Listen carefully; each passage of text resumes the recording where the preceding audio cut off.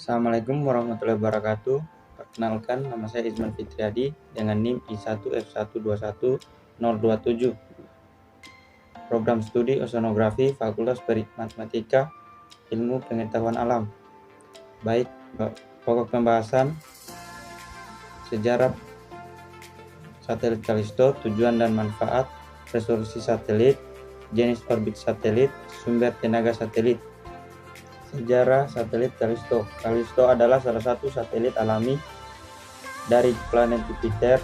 Satelit ini pertama kali ditemukan oleh astronom Italia bernama Galileo. Galileo pada tahun 1610 bersama dengan 3 satelit Jupiter lainnya. Namun sejarah penjelajahan manusia ke Kalisto dimulai pada tahun 1979 ketika 2 wahana antariksa Voyager melintas di dekat planet Jupiter dan mengambil gambar-gambar sangat rinci dari Kalisto. Baik, yang kedua yaitu tujuan dan manfaat planet Kalisto.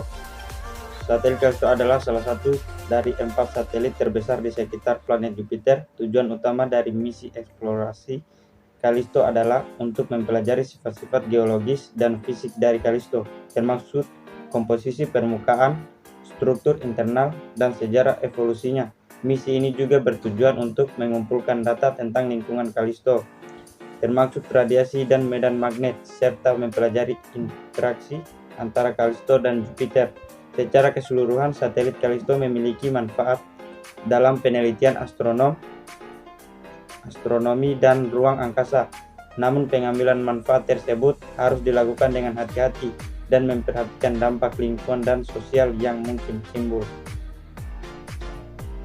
Poin ketiga yaitu jenis orbit satelit. Jenis orbit satelit Kalisto adalah orbit eksentrik atau orbit yang tidak terbentuk lingkaran, melainkan mempunyai bentuk elips. Orbit Kalisto sangat eksentrik dan sentrik sekitar 0,007. Orbit ini juga termasuk dalam kategori orbit satelit irregular karena tidak berada di orbit yang sama dengan satelit-satelit yang lain. Di dalam sistem Jovian, satelit Kalisto mengorbit Jupiter pada jarak rata-rata sekitar 1882 km dengan periode orbit sekitar 16,7 hari.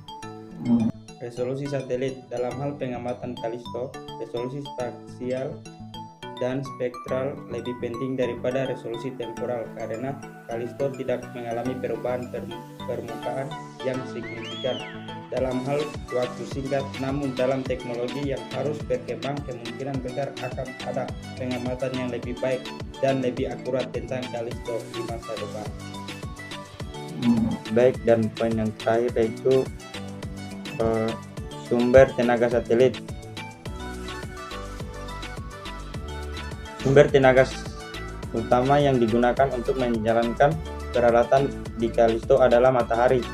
Satelit ini memiliki periode orbit sekitar 16,7 hari dan jaraknya dari matahari sekitar 1,8 juta kilometer.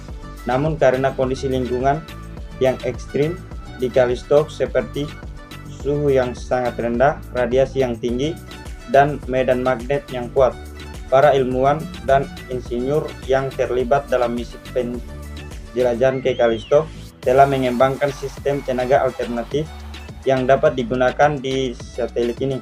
Salah satu sumber tenaga alternatif yang sedang dipertimbangkan adalah penggunaan radioisotop thermal generator atau RTG yang menghasilkan listrik melalui peluruhan isotop radioaktif. Namun rencana untuk menggunakan RTG di Kalisto masih dalam tahap perencanaan dan belum ada keputusan final mengenai sumber tenaga apa yang akan digunakan di sana.